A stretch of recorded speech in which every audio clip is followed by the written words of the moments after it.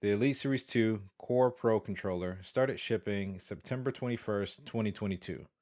But what actual changes and upgrades did Microsoft make to this controller that might make it worth picking up over or in addition to the original Series 2? I'll lay out for you what these changes were and how they're playing out for me over the past 2 months of ownership. And hopefully, this will help you make the best decision if this controller is worth buying or leaving it on the store shelf. Before diving in, and instead of my usual reminder to like and subscribe, let's have some fun and leave a comment of the last game you played and an emoji that describes how you felt about it. As many of you know, the Core is exactly as the name says, a Pro Elite Series 2 controller without the additional components of paddles, D-pads, or joysticks.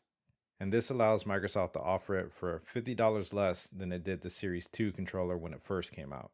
However, if you want those components, you can purchase them separately from Microsoft for an additional $60. I'll get into this further later, but Microsoft did highlight that they redesigned their components in the launch trailer.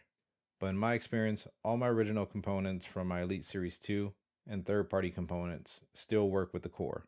So could this mean that they changed something internally? Stay tuned. With that said, to avoid paying that $60 price tag for additional components for this controller, I would recommend going the Amazon route where you can find third-party component options that work really well. And on top of that, they offer a variety of colors that can match your vibe. I do have to say that I've heard not all these third parties are created equal, but the ones I picked up last year are still working and performing pretty well for me. I'll leave those in the description below if that's something you're interested in. In my opinion, this controller is definitely worth picking up if you don't already have an Elite Series 2 controller or a Pro controller that you like, and you're in the market for a Pro controller. This is a great controller to start that journey with because it can effectively grow with you. And in my opinion, the best Pro controller option on the market today for Xbox, especially at this $130 price point. To better kind of understand why I feel this way, you can check out my video where I reviewed the SCUF versus the Elite Series 2, and I went through my experience and detailed basically the pros and cons that might help you make a decision on the controller at a deeper level. But getting back to this controller and why I think it's a fantastic buy is the price point is very competitive with other Pro controllers with less functionality and support. The price point of truer rivals that are wireless and have similar functionality have starting price points right around the $200 price range. Also, not everyone needs or wants paddles or swappable D-pads, so this could be all you need. And if the experience of paddles is what you're looking for, then you can buy them separately versus having to buy a completely new controller just to get paddles. And when I'm talking about functionality with this controller, it goes kind of deep with this list. You get complete controller remapping, hair triggers, trigger stops, stick tension adjustments with the option to rotate out your joysticks from small, medium, or large. And you get the option to get a 3-year extended warranty just for $20. That alone makes this controller, in my opinion, worth the buy even over the standard Xbox controller that you only really get a year warranty that comes with the controller. Somebody correct me if I'm wrong. I don't think Microsoft offers an extended warranty just for the regular Xbox controller. So with this controller, you're spending $130, but if you pick up the warranty, you got 3 years of insurance with your controller, plus you have a controller that you can actually grow with. On the other side, there's a group of us that probably should wait on picking up this controller.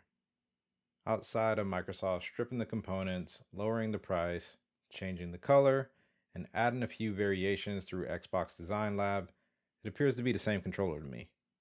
As alluded to earlier, there was a quick mention in the trailer that the components were redesigned with this controller. The video gave us an idea this was only the external components, but as I said earlier, I used my external components on my original Series 2 controller and it still worked. So could that mean internally? After using this controller for over 2 months now, I have to say that it plays exactly the same way that the Elite Series 2 original does, including being susceptible to stick drift, and I even think I might be getting some double actuation on some of my buttons already. If you're like me and you were hoping that they were going to update the internal components of this controller, that's not the case. and it still appears that QA issues is something that they still need to really work on.